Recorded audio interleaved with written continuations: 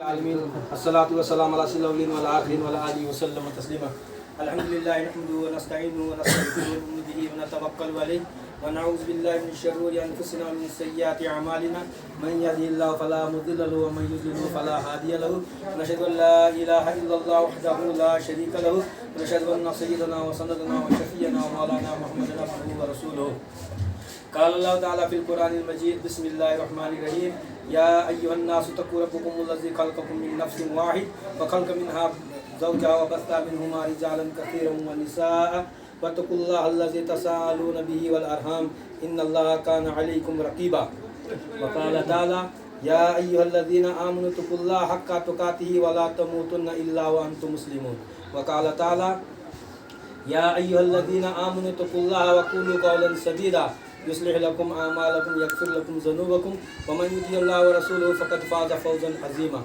قال النبی صلی اللہ علیہ وسلم النکاح من سنتی فمن رغب عن سنتی فلیس منی او کما قال علیہ الصلوۃ والسلام۔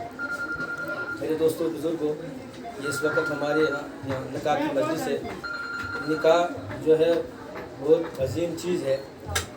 اللہ پاک نے اس کا حکم فرمایا ہے کہ نکاح کیا کرو، اور تمام انبیاء کرام علیہ السلام کی سنت ہے کہ وہ نکاح کیا کرتے تھے، اور خصوصاً ہمارے آقا جناب رسول اکرم صلی اللہ علیہ وسلم نبوت سے پہلے نکاح کیا، اور اپنی عمر سے بڑی عمر عورت کے ساتھ نکاح کیا، اور پھر جب ان کا انتقال ہو گیا، اس وقت آپ صلی اللہ علیہ وسلم نبی تھے، تو اس کے بعد پھر آپ صلی اللہ علیہ وسلم نے 9 یا 10 نکاح فرمائے ہیں۔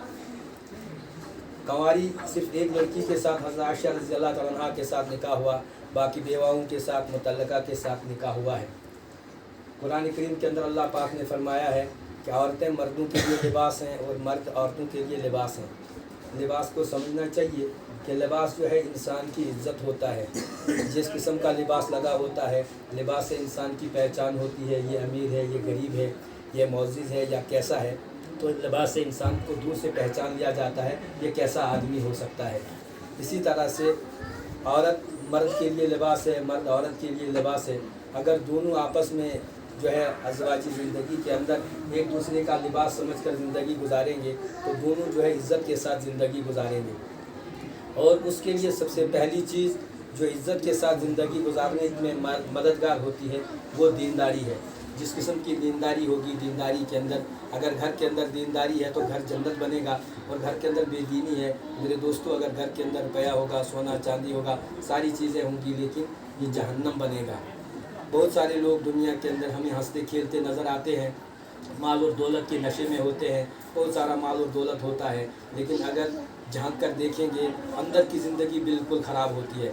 بہت سارے گھر آپ کو ایسے ملیں گے جن کے گھر کے اندر ایک وقت کا بھی کبھی کھانا میسر نہیں ہوتا ہے، اور بہت غربت کے اندر زندگی گزارتے ہیں، لیکن گھر کے اندر امن ہے، چین ہے، سکون ہے۔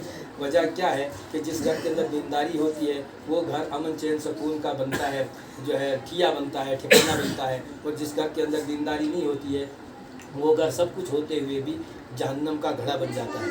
اس لیے پہلی اور بنیادی چیز دینداری ہے۔ دینداری کے اعتبار سے سب سے زیادہ ذمہ داری مرد پر ہے۔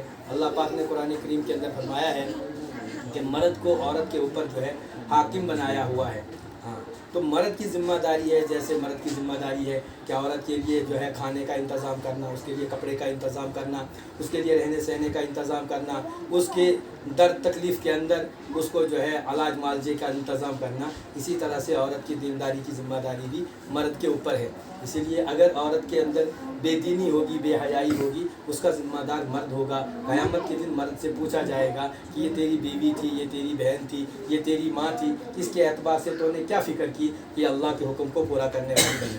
اس لیے آج جو ہے مردوں کے اندر بھی یہ شعور نہیں رہا، اور عورتوں کے اندر بھی یہ شعور نہیں رہا، اور نکاح کو ہم نے ایک تفریحاً چیز سمجھا ہوا ہے، شادی بنایا ہوا ہے کہ بس یہ جو ہے عیش اور آرام کرنا ہے، اور شادی کے دن جو ہے اللہ معاف کرے، اللہ معاف کرے، اللہ کے حکموں کو توڑ کر جو ہے کی جاتی ہے۔ اور جس شادی کے اندر اللہ کے حکم ٹوٹے، نبی کے طریقے ٹوٹے، تو وہ شادی پھر بعد میں امن کا ذریعہ نہیں بنتی ہے۔ اچھا، شادی سے پہلے جو اعمال انسان کرتا ہے ان اعمال میں، اور جو شادی کے بعد اعمال کرتا ہے، نکاح کے بعد اعمال کرتا ہے، ان کے اندر 70 گنا فرق ہے۔ ایک مفتی صاحب بتا رہے تھے کہ اگر نکاح سے پہلے ایک انسان نماز پڑھتا ہے تو اس کو ایک نماز کا اجر ملتا ہے، ایک نماز کا ثواب ملتا ہے، وہی نماز نکاح کے بعد پڑھتا ہے تو اس کو 70 گنا زیادہ ثواب ملتا ہے۔ اس لیے دوستو ہمیں دینداری کے اعتبار سے سوچنا ہے۔ سارے کے سارے جو مجمع میں بیٹھے ہیں بہت سارے ایسے ہوں گے جن کے نکاح ہوئے ہیں، بچے ہیں، بہت سارے ایسے ہیں جن کے ابھی نکاح نہیں ہوئے ہیں، تو اس چیز کو ہم نے سمجھنا ہے کہ نکاح کے بعد ہم کو زندگی کیسے گزارنی ہے، ہماری کیا ذمہ داریاں ہیں۔ ہماری صرف کھانے پینے اور رہنے سہنے کی ذمہ داری نہیں ہے، بلکہ سب سے بڑی ذمہ داری جو اللہ نے ہم کو دی ہے وہ اللہ کے حکموں کو پورا کرنا، نبی صلی اللہ علیہ وسلم کے طریقوں کو پورا کرنا۔ میرے رہتے ہوئے میرے گھر کے اندر اللہ کا حکم نہ ٹوٹے، نبی کا طریقہ نہ چھوٹے، اس کا سب سے زیادہ فکر کرنی ہے۔ اگر یہ فکر کریں گے تو انشاءاللہ اللہ نے وعدہ فرمایا ہے کہ دنیا تمہارے مقدر کی تمہیں پہنچا کر رہوں گا۔ آج ہمیں دنیا کی بڑی فکریں ہوتی ہے لیکن دین کی فکریں نہیں ہوتی ہیں۔ ان فکروں کو اپنے گھروں کے اندر پیدا کرنا کریں گے انشاءاللہ۔ اللہ کی توفیق عطا فرمائے۔ اور یہ جو نیا جو ہے ابھی نکاح ہوا، اللہ پاک ان کے لیے بھی اس نکاح کو برکت سے آمین۔